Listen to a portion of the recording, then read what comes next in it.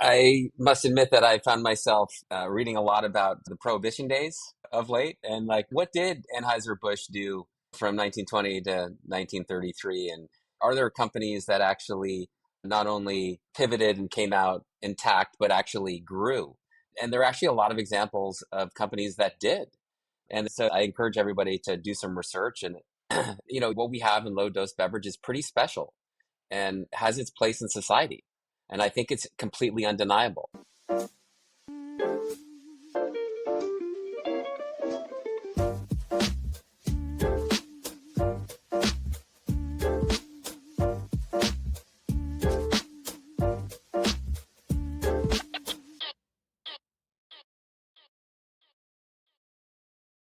Hey, everybody.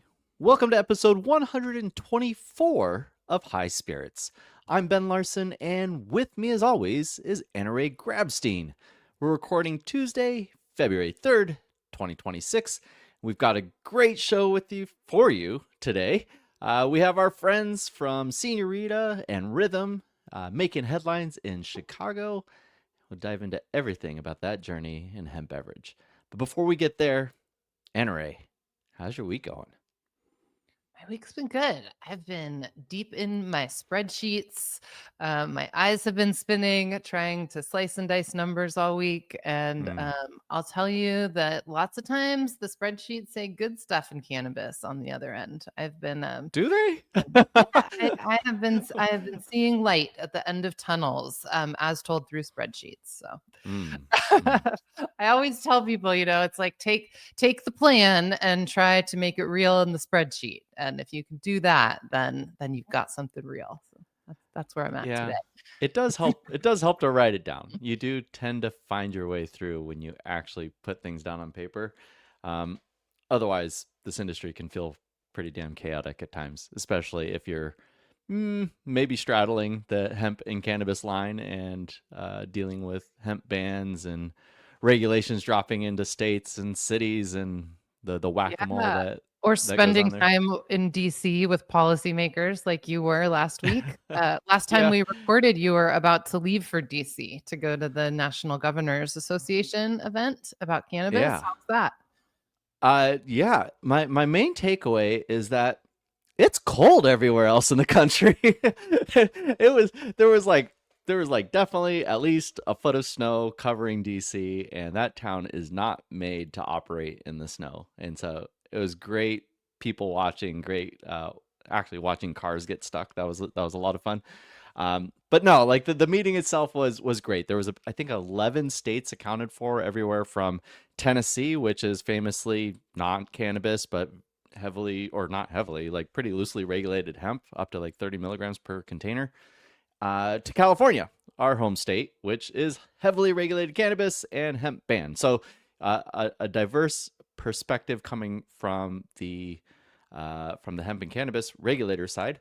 But there were also operators in the room. So I saw Vince from Nabis, our other friend from California, John Sullivan from Cresco, spanning the gamut of hemp and cannabis operators. And the interesting thing about a room like that, you know, is that it takes an effort to be there. You have to chisel out the time. You have to fly to DC. But the people that elect to be in that room, I think, are the reasonable minds that actually want to push policy forward. And we have found ourselves over the last forever kind of in this deadlock of how do we move this forward? Like, what is the right path? And I think in general, everyone wants the same endpoint, they want the same horizon, but they have a different idea of how you go about getting there. But I will say, and I'm going to tie it to today's episode, I think the one thing that is generally accepted across almost everyone in the room is that this low dose beverage movement is something really interesting, really special, and most likely has a place in society. Oh, has a place in society. The other thing that I've been doing, not business related, is I've been watching season 4 of Bridgerton, Mm. and Bridgerton is all about society in this fake England, which is great. And I was just envisioning how a low dose THC beverage would fit perfectly into English society.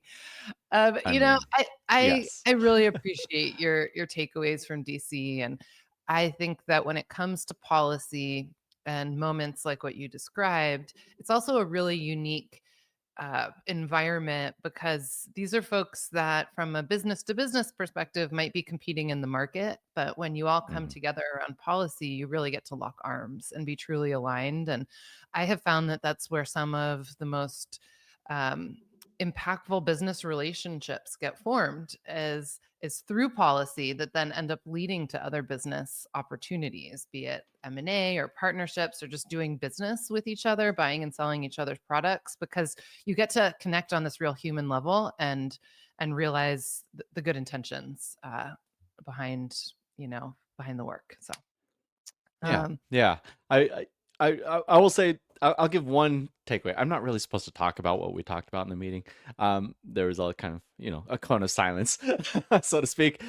But I will say that one thing that I think people need to hear is that there are humans on the other end when it comes to the regulatory side, and when you sue policymakers and states and cities, like I know there's a place for business in it, but like just be very thoughtful if you're gonna sue like a municipality, because it really does not earn you any like goodwill uh, from that end of the conversation, which we need to push policy forward. we do need goodwill. Amen to that. Well, let's jump into today's news update. We're going to lead with a real inflection point for THC beverages. Chicago's United Center announced it will begin selling hemp derived THC beverages at concerts and live events, making it the first major US arena to do so at scale. And specifically, they're going to be selling Rhythm and Senorita products. And one important detail here is that the United Center is independently owned and operated. It's not a Live Nation venue. It's controlled through a joint venture of an ownership group of the Chicago Bulls and the Chicago Blackhawks. And it's just a really, really important, big, and impactful place to be integrating THC beverages into the live event experience. So it's a fun story, fun to be talking about this, and Absolutely. very exciting. Yeah. And some background is that this didn't come out of nowhere. It's happening alongside important shifts in the beverage landscape, including how Senorita became part of the broader Rhythm portfolio. In late 2024, Agrify Corporation acquired the Senorita brand, which is created by the winemakers Charles Beeler and Joel Gott following a financing deal from Green Thumb Industries. And following the financing, the Agrify board appointed Ben Kovler, chairman and interim CEO. And Kovler continues to retain his leadership role at GTI. But then in 2025, Agrify acquired brand IP, including Rhythm, from GTI and rebranded as Rhythm, and set the stage for a more consolidated and focused beverage and brand driven company. And that brings us to today, where we have guests. Rick Shep, the GM of beverage for Senorita and Rhythm, where he oversees the beverage strategy, innovation, and go to market execution. Rick comes from traditional beverage and strategy roles at Beam Suntory and at BCG. And we also have Charles Beeler, the co founder of Senorita and an experienced beverage entrepreneur and winemaker, who, his longtime friend and collaborator, Joel Gott, has spent decades building wine brands and is now building the brands and the flavors and the products at Rhythm. So, really excited to dive into this big news story and this big event with Rick and Charles. So, welcome to the show, guys. Thanks for Thank having you. us. Yeah. Awesome. What, Super what excited one to jump thing into that this. Yeah. just to add to the big news of the United Center, ownership, the Wirtz family are big beverage alcohol people, owning Breakthru, Wirtz Beverage, So I think there's Hmm. kind of another element that's kind of really interesting about this. Not only is it a huge, high-profile venue, but sort of an endorsement from major alcohol industry family.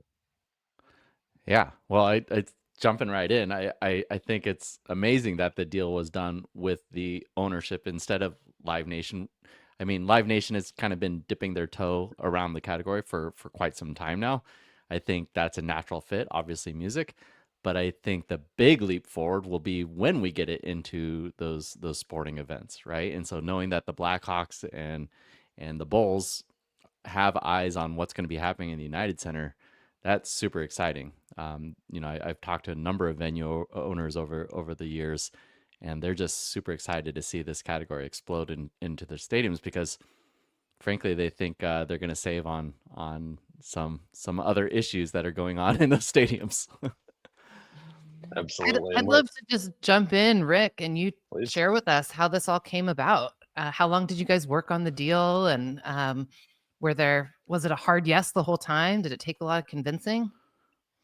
Yeah, none of this happens overnight. I'll say that much. Really, this goes back to as Green Thumb, we've always been looking for ways to further integrate cannabis and our brands into mass culture and kind of break outside of the dispensary walls where consumers are able to really interact with those brands and find ways to bring our brands to life with consumers.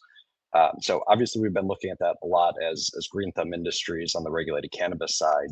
But as we came into hemp beverages, that really opened up the opportunity for us to market and talk about our brands and even now sell them in a lot more places than where we have been able to on the regulated cannabis side. So from the hemp beverage side, venues, I think all of us know THC and concerts kind of go hand in hand for many people.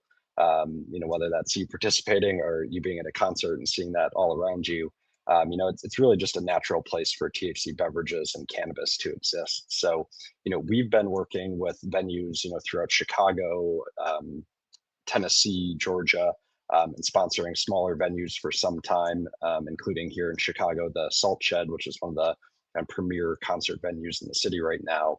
And we've seen that when we have the products available, we're able to sample, introduce consumers to the products. It really adds another option for consumers beyond alcohol, a soda, right, or water.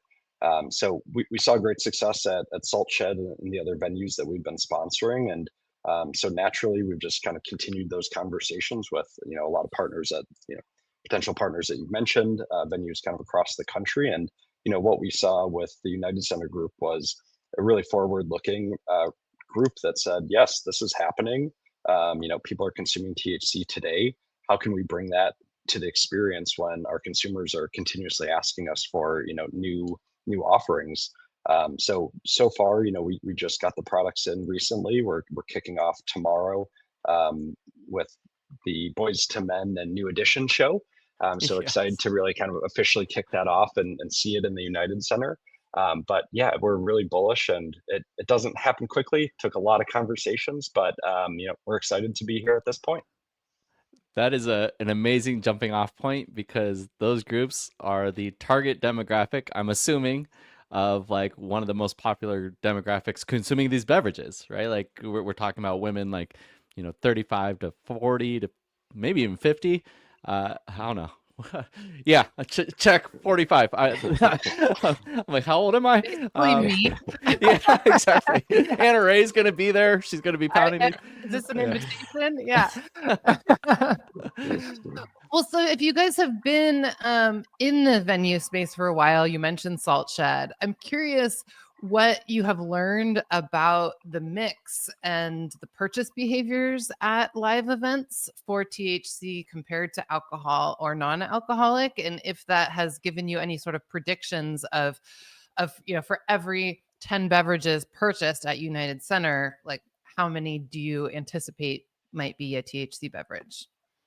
Yeah, it's a good question. We've been tracking this very closely. All of the shows we've been activating at, where are we activating sampling versus just where do we have the product at the bar?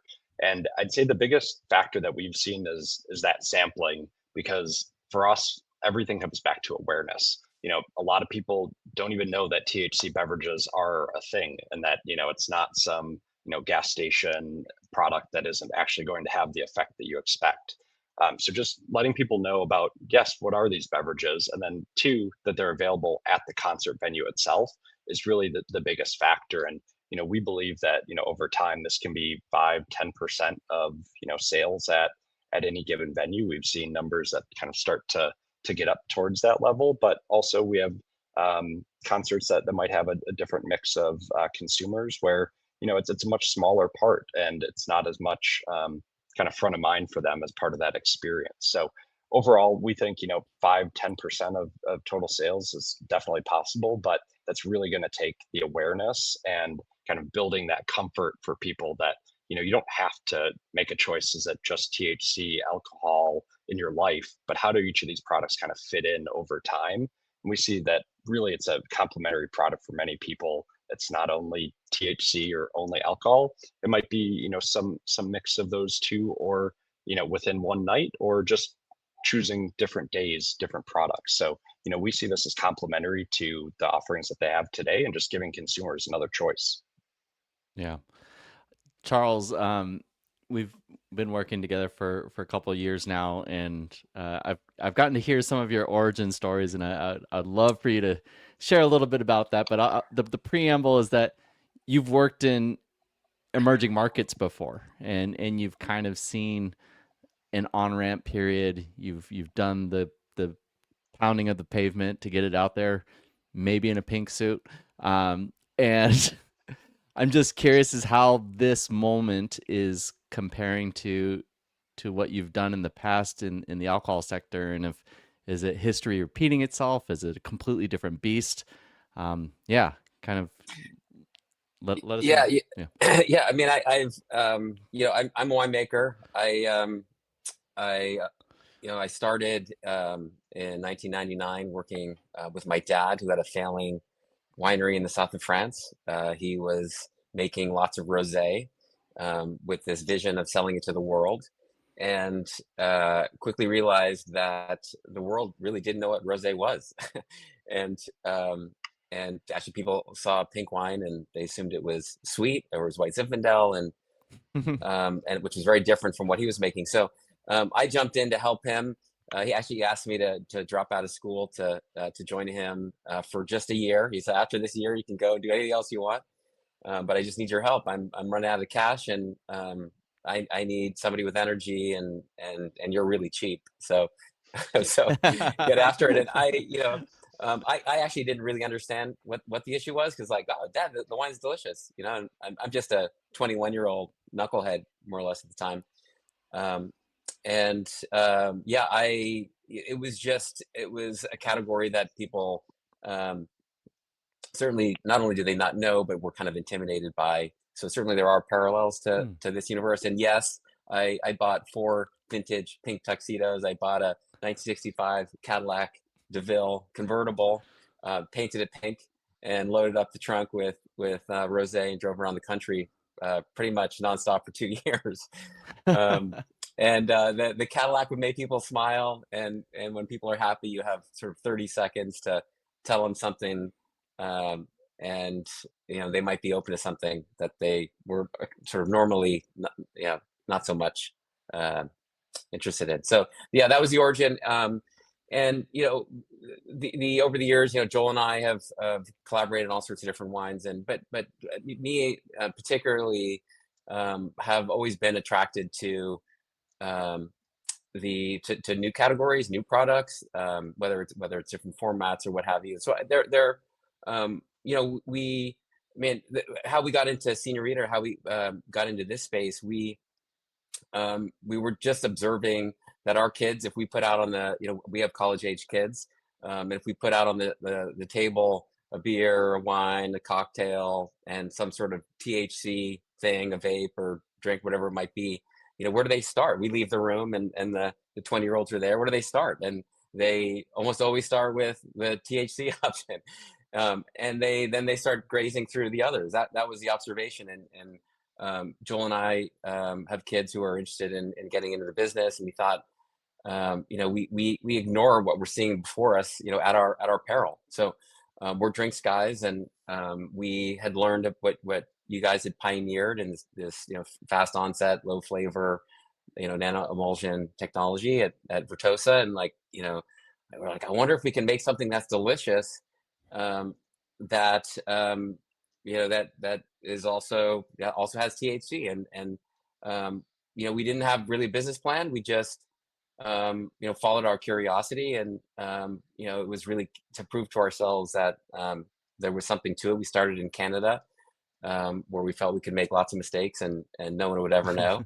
And then it sort of developed from there. So and it was actually 4 years ago, almost, Ben, that we Wow. started working with you guys. So we took our time. We have our day jobs. Joel and I still love wine, and make a lot of wine, and but it's been a real compliment. And over that time, just seeing this expansion, it's not just the college age kids who are sort of exploring alternatives to alcohol, but a lot of our friends who just want to take Wednesday night off or Thursday night off. People in the alcohol industry who just want to pause from alcohol now and then, and but looking to relax. And it's really, we didn't anticipate that part at all. We certainly didn't anticipate the development of hemp, nor what's happening now. So that's a whole other conversation.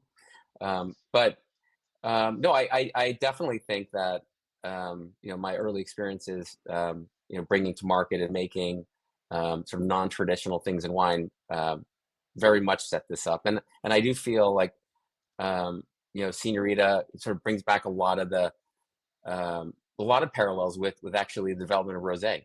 It just was not, it was not an overnight, to the moon. It took some time, a lot of picks and shovels, and a lot of time in the Cadillac, just telling stories, introducing, getting people to try. I mean, I think as Rick said, one of the really important things is just getting people to taste, to believe, like, holy cow, this can be delicious. This feeling is really interesting. And I could go on, but I'll add, I know some people in the alcohol industry feel like, I'm a bit of a trader. You're a wine guy. What are you doing over here? And I still love wine. I see it as a complement, not a competitor, not a replacement. We're giving opportunities for people to have high quality alternative experiences when alcohol doesn't suit them. We're helping retailers have more reasons for customers to step in. We're helping our wholesalers fill their trucks.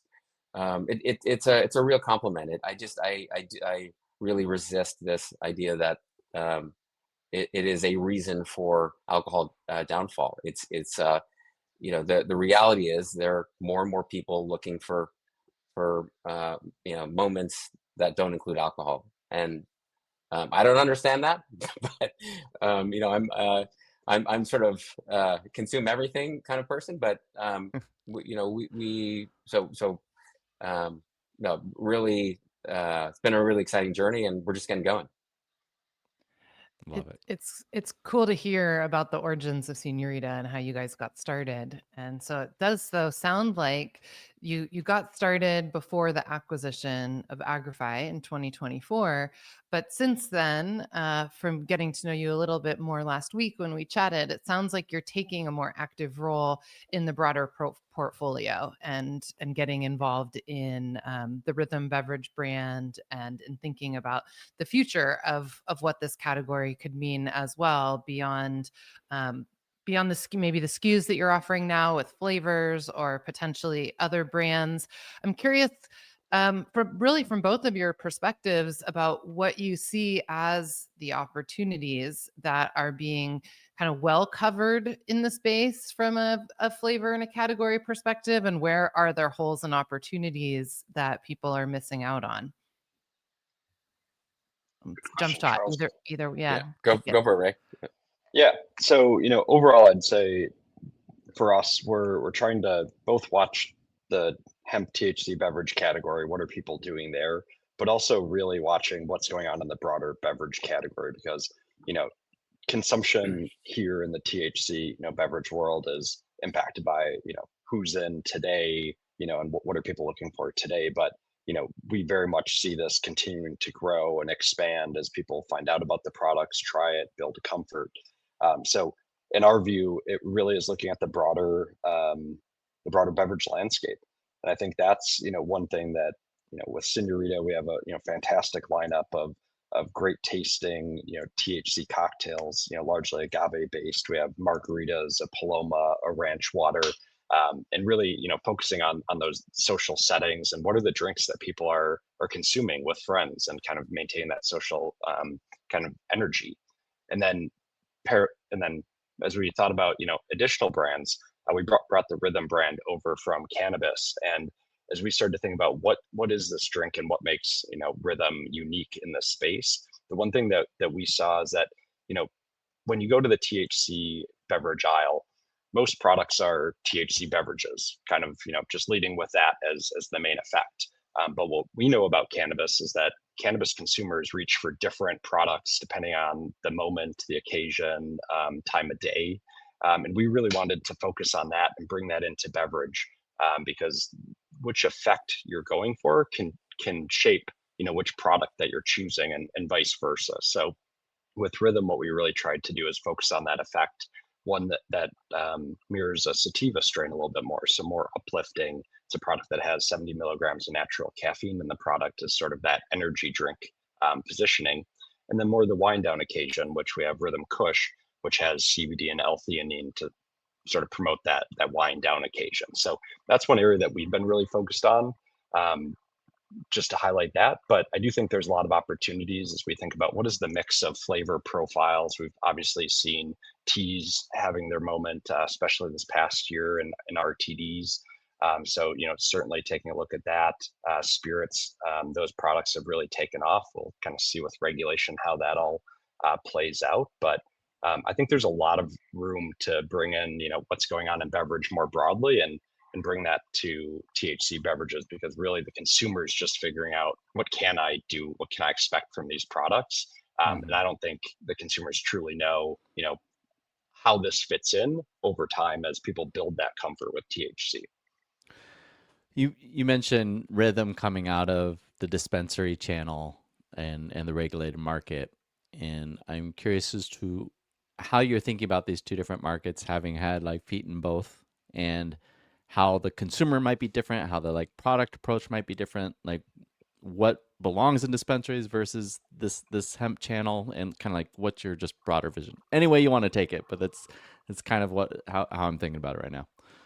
Yeah, I mean, for us, both have, a reason to exist. I think the thing that excites us most about, hemp and what you can do with, hemp-derived products, namely beverages, is that you can bring it out of the dispensary. So consumers that might never be willing to pull up to a dispensary, park their car, maybe have somebody driving by, see them as they're walking into a dispensary. A lot of people aren't comfortable with that experience. So, but they are comfortable if they see a 4-pack of THC beverages when they're out buying, their groceries or liquor or wine. They're very comfortable saying, "Oh yeah, hey, I'll give that a try. I'll put that in my cart." So for us, that's really the key, is it's the availability, and that really our view is that this brings people to the category. Most of these consumers are not, trading off, a joint, or if they're a flower or vape consumer, it's not necessarily a trade off for beverage in that way. But we see this as a way to really bring people into the category to learn about THC and have a better experience, not just I had an edible, I didn't feel anything. An hour later, I ate a second one, and then it was too much, right? Everybody knows that story, and we really see beverage as a way to, break that stigma and that experience down, because it is much more controllable and a better experience. So, overall, that's really what we see with hemp. We are supportive of, low dose products like beverages existing outside the dispensaries because of that, kind of funnel towards understanding what THC is.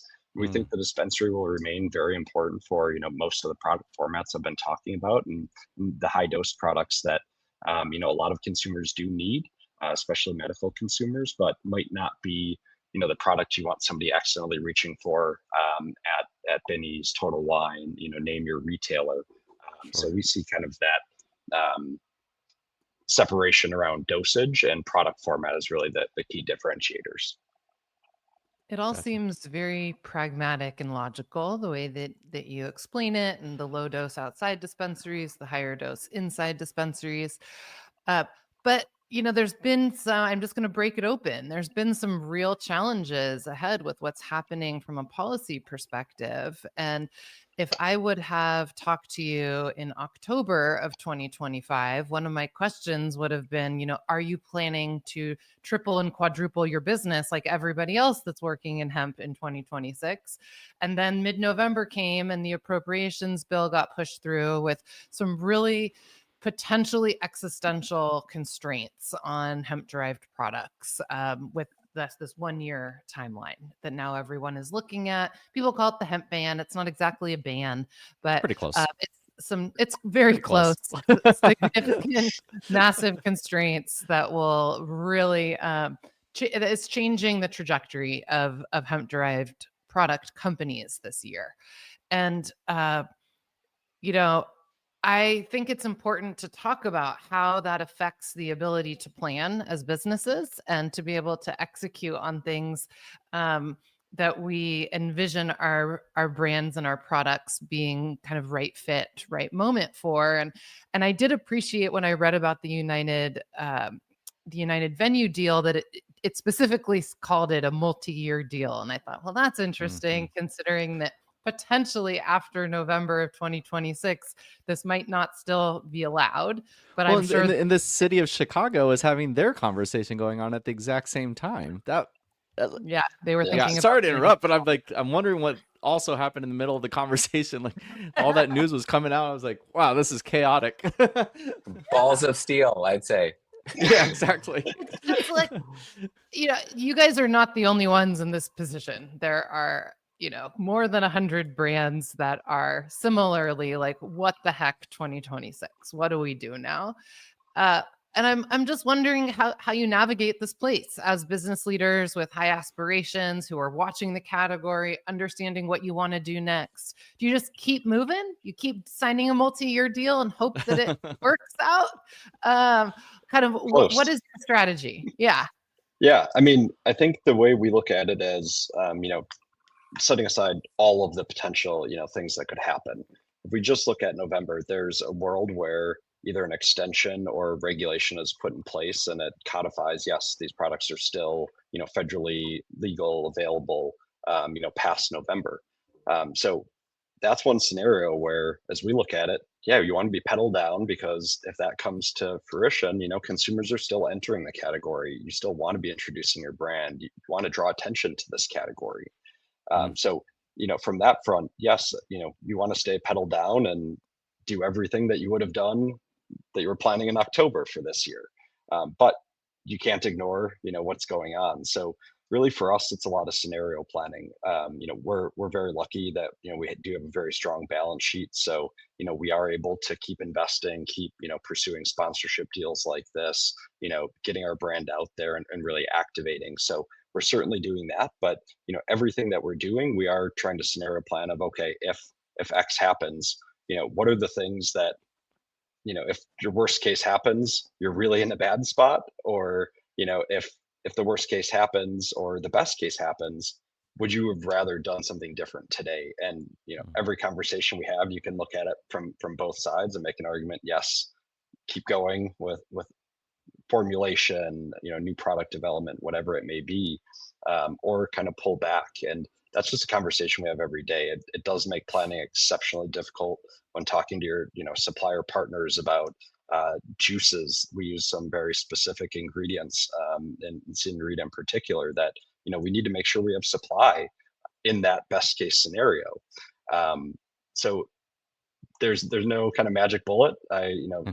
I'm oftentimes, commiserating with everybody else in the category of, it's tough. Every decision, you're just like, I don't know. I hope this is the right one, and you push forward. But from a company point of view, what we're just trying to do is maximize optionality.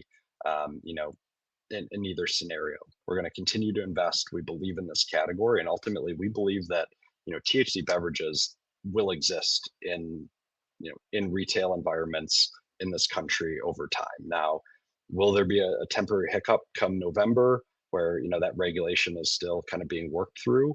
Potentially, but everything we're doing is really focused on, we really believe in our brands. We've got a great team that we want to continue to lean into, and we want to keep setting up our brands and our business for that future, state where we believe these beverages will continue to integrate into, all, beverage occasions in the US moving forward. So that's kind of a little bit of the tension. But Charles, anything to add from your side?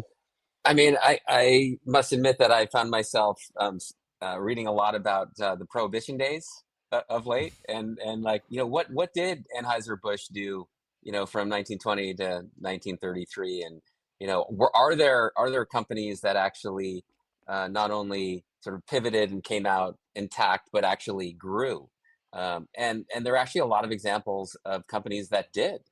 Hmm. And there, so I encourage everybody to do some research. And um, I think we all, I mean, your opening remarks, Ben, that, what we have in low dose beverage is pretty special, and has its place in society. And I think it's completely undeniable. So the question is, does that get resolved this year? Or is Hmm. it a few years? I think it's Yeah. undeniable that it will be. We have this incredible fortune, with the strong leadership at GTI, and Rick, and Ben, and so forth, to um, I mean, shoot, Rick's still hiring.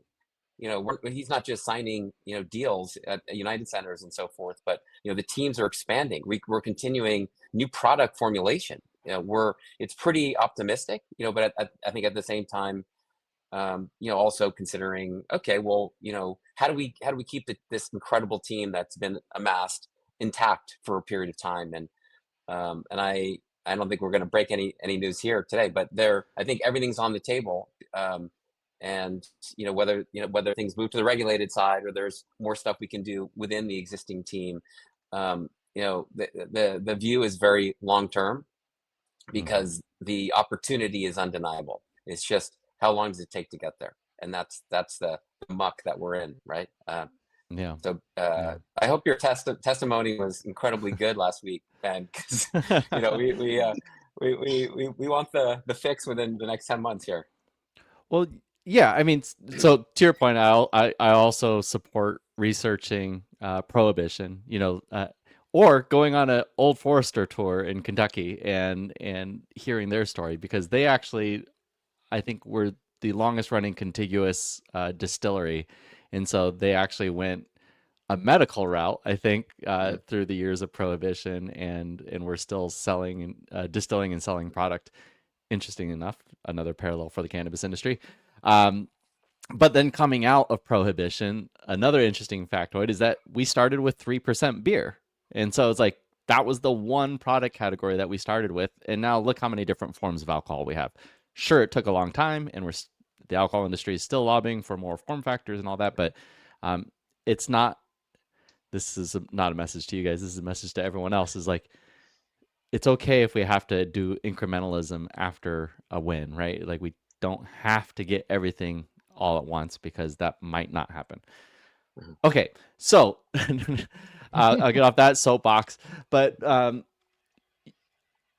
big part of making sure that we don't have to have a pause, that we don't have to work on that scenario, that we have to get this done, is aligning voices. That's what generally I do when I go to DC. But Charles, you were mentioning something earlier about talking to your colleagues in the alcohol space, and some of them are liking it, some of them are drinking it, some of them are calling you a traitor.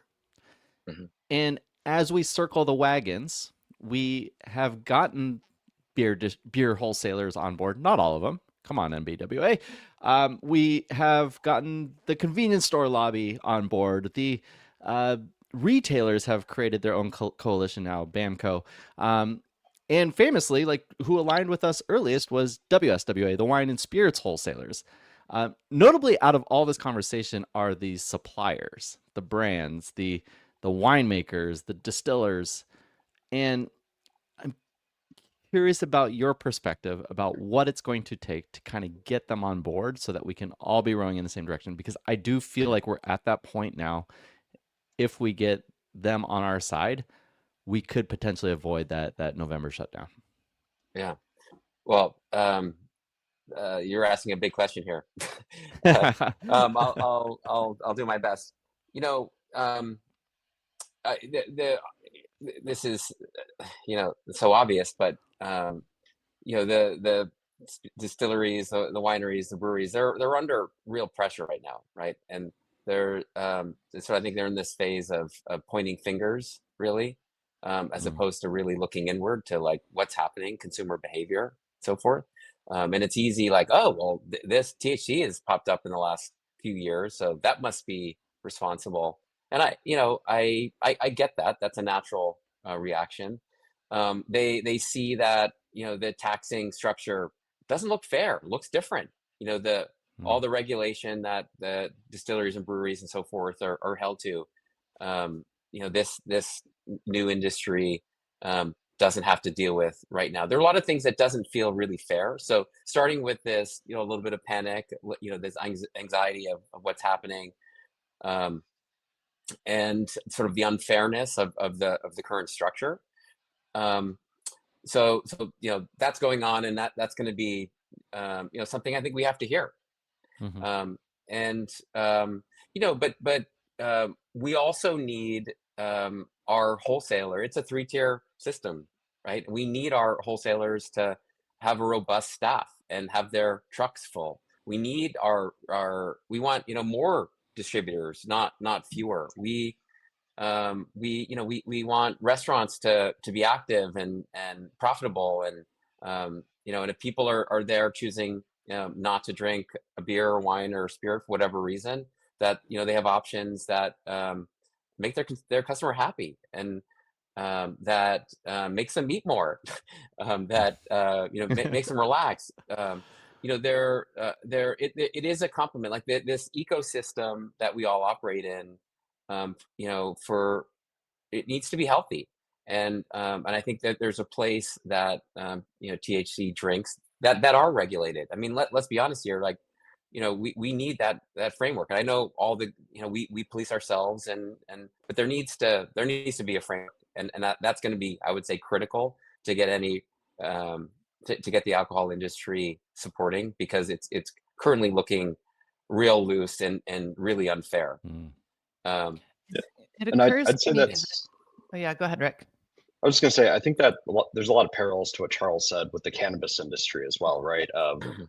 Green Thumb is a cannabis company. When we were looking at this, we said, well, this isn't fair. Yeah, You're it's not selling fair. THCA flower, all these products outside dispensaries without the endless regulation that we've signed up for to, quote unquote, do it the right way through the state programs. So I think there's that fairness, and how do I play in it?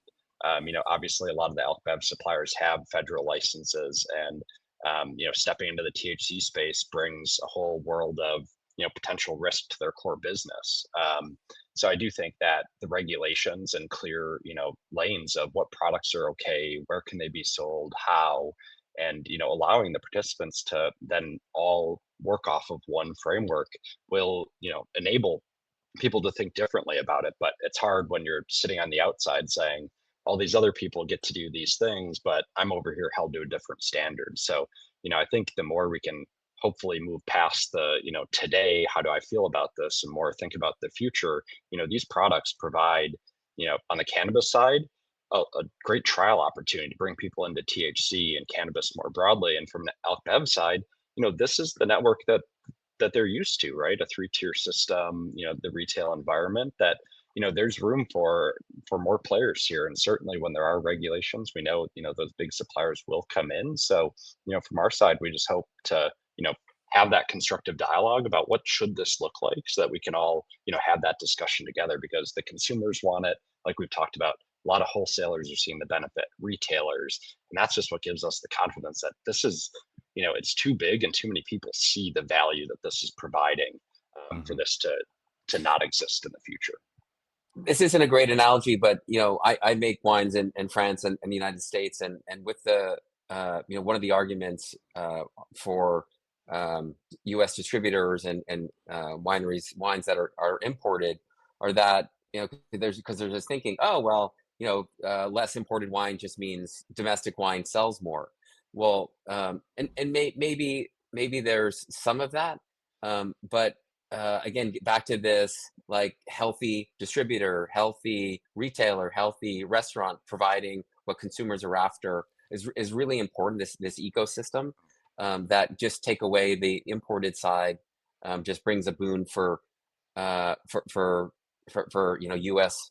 operations, and it's just not so clear as that. It's Mm. people have different tastes and for different occasions, and um, it's and obviously we're all in agreement. THC needs to be a part of that. I mean, talk to the stores that had been over the last several years losing foot traffic, losing dollars, and then started working with THC as an additional set in the store, and starting to see improvements. People coming back. I mean, we've heard some amazing stats about total and who's Hmm. buying THC there is and I don't remember the exact Yeah. fact, Rick, maybe you do, but it's 30% of THC customers are new customers to Total Wine. yeah. I mean that's It's amazing. pretty astounding. Yeah. Yeah. Yeah. Well, and the optimism on the parallels with regulated cannabis to the alcohol brands is that over the course of the past 18 months or so, there have been a lot of large cannabis companies that were initially very opposed to hemp derived products that have started to be supportive of low dose hemp derived beverages. And I think that it's been a mix of things, but the biggest thing has been them realizing that they should just, instead of fighting against it, they should participate and compete in the space. And that people have been creating their own products and seeing this on ramp that you guys have both talked about as a way to introduce people to new product categories. And if there's any beverage brands that are out there, it's like our arms are open and welcome for you. Like, come and check it out and meet this new consumer and participate with them, because this ecosystem that needs supporting is very large. Like, we want to keep open hospitality venues that might have less people coming in because they don't want to drink traditional cocktails anymore, and this might be a way to get people into those spaces and to continue participating in the economy in a positive way. So it seems like it's possible to bring people in, because it felt impossible to bring the regulated cannabis companies in to the hemp discussion in a productive way, and it's happening now. So we're a lot closer than we were, and it's like a two steps forward, one step back kind of situation. But I think it is possible, and I think that people like you, Charles, are great examples that you can live in both. You can still support alcohol and support product creation in alcohol while also participating in THC. Mhm. Yeah. I'm living proof, Anna Ray. Yeah, I that's great. just a couple weeks ago, and I was in Atlanta for a few days, and we did a series of of events that included Senorita Rhythm and my wines. And some people came for the wine, some people came for THC drinks, and both sides sort of discovered the other. And it was a boon for the retailers involved, and really kind of eye opening, I think, for both sides, because we live in a world where everything is so channeled, and here it was they were much better events than they would have been otherwise, I Yeah. think.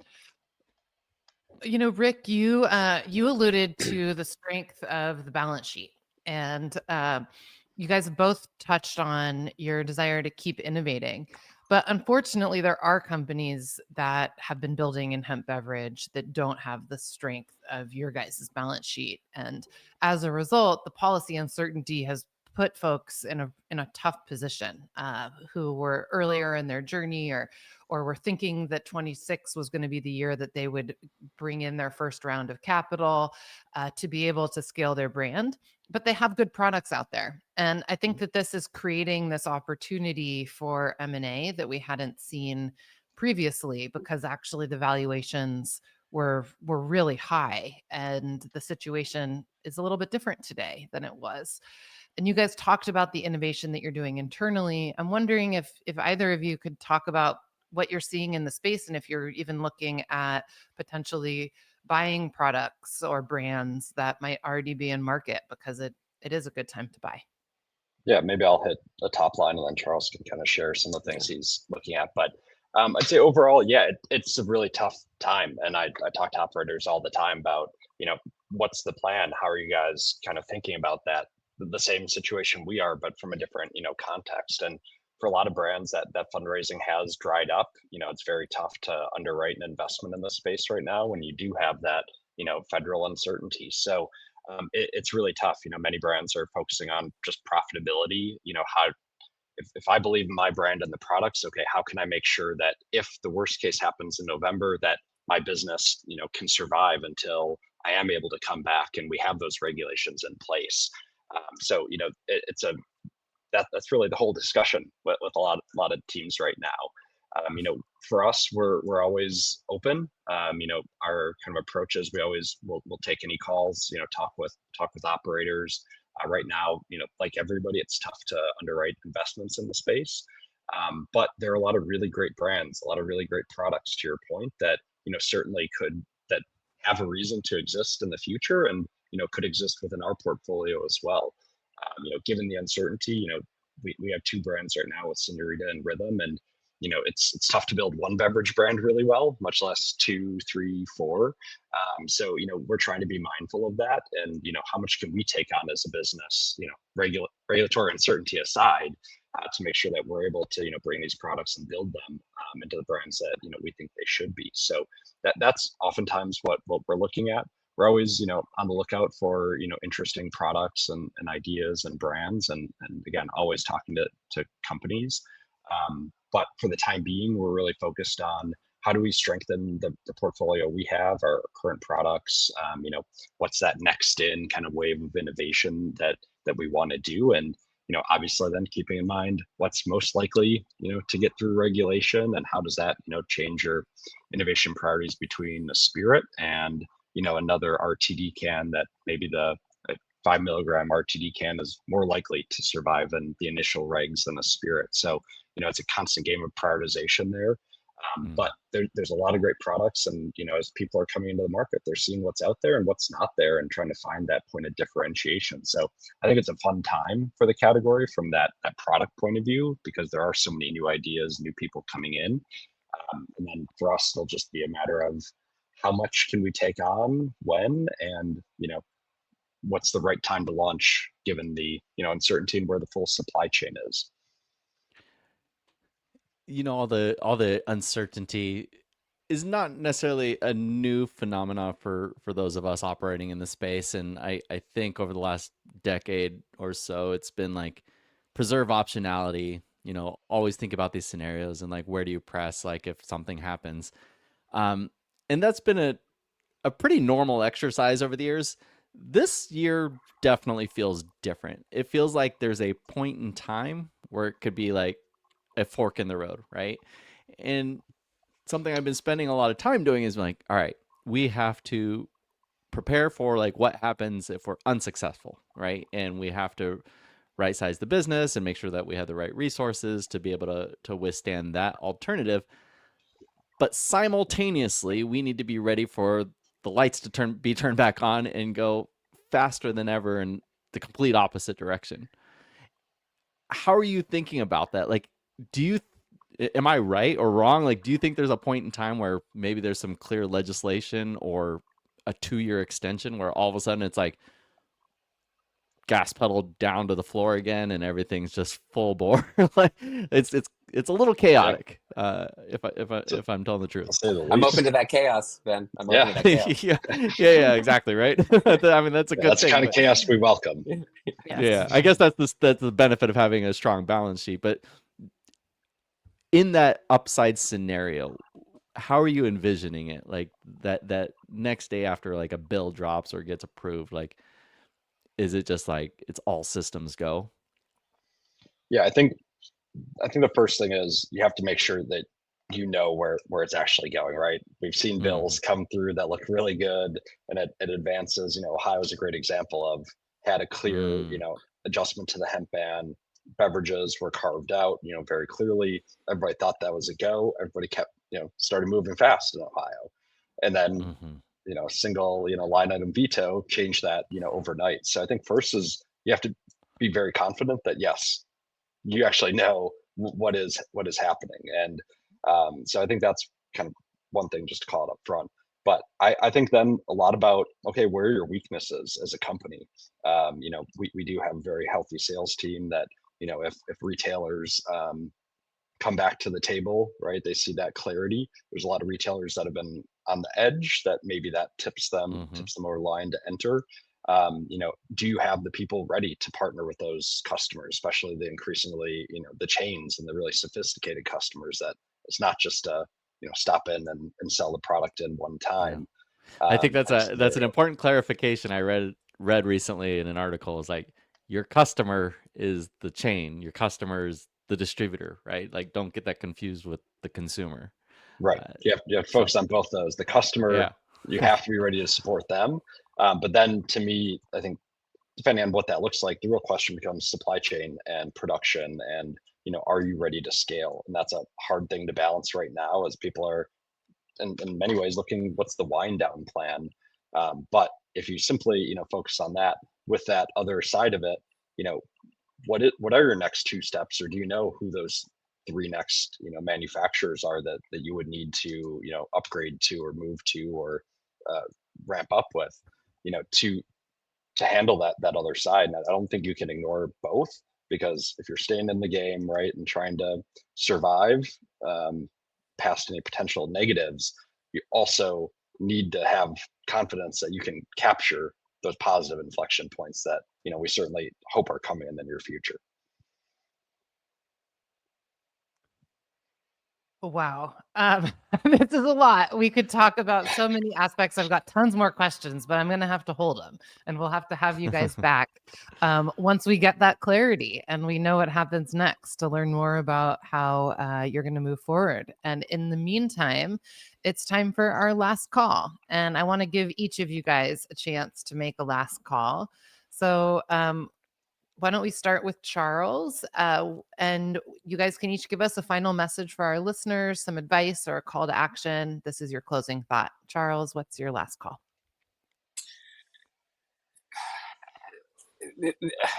What we're doing, it's undeniable, and it may take a little time, and um, prepare for all eventualities, and I hope you're lucky enough, as I am, to have extraordinary partners in Rick and Ben Kovler and the others, because the metal of these people are really coming through right now in this moment, with all this uncertainty. So yeah, that's what I got. Cool. And Awesome. from my side, I would just encourage people to talk about this, right? Like, if you're a fan of these drinks and your friends don't know about them, family, like, talk about it. Get people to understand what this is, and it's not some scary thing that's unregulated. Well, to some extent it is, but we're looking for regulation. We're looking for those operators who are doing this the right way. And I would say, so let people know about it, because the more people that know about this, the more conversation there is about it. And certainly communicate to your legislators, whether that's within your states, argue that we need regulation, we need a path for these products to exist. And certainly at a federal level, let House Representatives, Congress know, how consumers feel about these products, because I know I would personally be devastated as a consumer if these products go away, much less the business side. So, the more that people understand how consumers feel about these products, how they use them, and it isn't some scary thing that needs to be in a back corner, the better. So my overall call is just communicate. Let's talk about this. Let's talk about what's going on, and make everybody's voice heard, because these products deserve to exist.